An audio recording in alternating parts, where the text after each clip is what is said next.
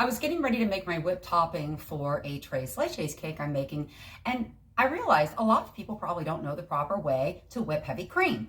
And it's important, young ladies, if we want to have a good husband one day, that we know our way around the kitchen.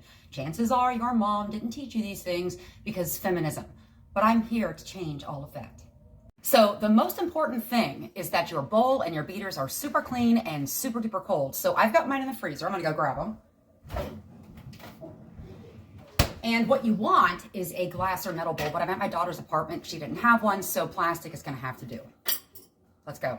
Okay, this is kind of a side note, but one thing I do when I'm measuring anything that's heavy, like buttermilk or heavy cream, is I go a little bit above what I need. So here I need 1.5 cups. I went a little higher than the half mark because it's thick, it's gonna coat the cup, and you're not gonna get everything in one foul pour, right? And it's America, so we're not gonna take the time to scrape it out, and we're just gonna waste a little bit of cream.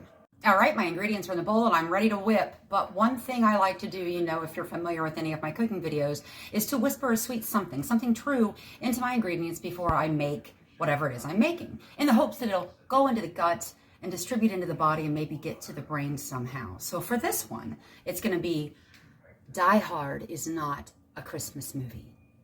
Okay, now when I'm making whipped cream, when I'm making meringue, beating egg whites, whatever, I like to use kind of a smaller bowl. This is a little bigger than I would normally use, but I tip it toward me.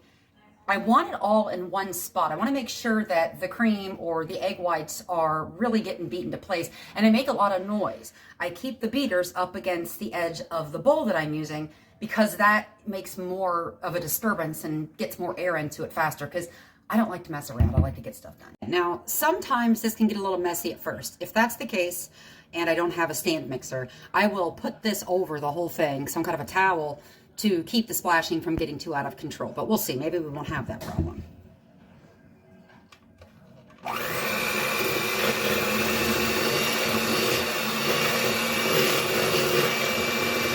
So far, so good. See how loud it is? You see all that air? See? It's getting thicker. It's whipped cream. That took about 1.5 minutes, really quick.